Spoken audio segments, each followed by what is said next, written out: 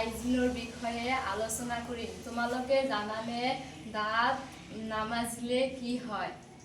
দাঁত নামাজিলে বিভিন্ন ধৰণৰ বেমাৰ হয়, যেনে দাঁতৰ আলুৰে তেজ ওলায় আৰু দাঁতৰ আলু ফুলি যায় আৰু বিভিন্ন ৰকমৰ বেমাৰ আজাৰ হয়।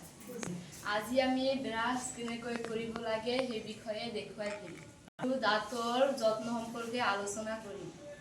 আজি আমি দাঁত কেনেকৈ ব্ৰাছ কৰিব লাগে সেই বিষয়ে শিকিম। প্ৰথমতে দাঁতৰ কলগেট হেঁচি ব্ৰাছত লগাই ল'ব লাগে আৰু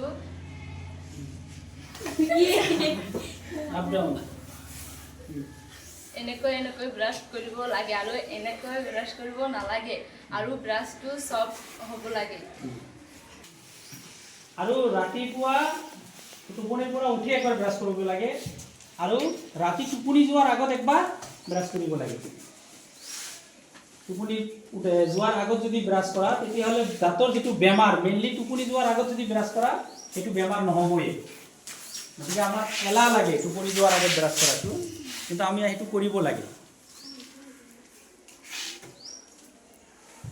আৰু আমি ব্ৰাছ দুবাৰকৈ কৰিব লাগে দিনত, এবাৰ শুই উঠাৰ পিছত আৰু এবাৰ খোৱা লোৱাৰ পিছত ধোৱাৰ আগত ব্ৰাছ কৰিব লাগে।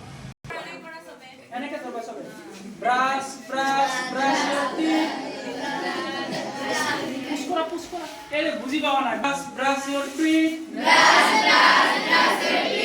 brushing every day,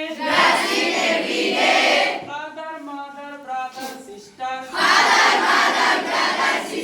brushing every day, brush brush brush your teeth.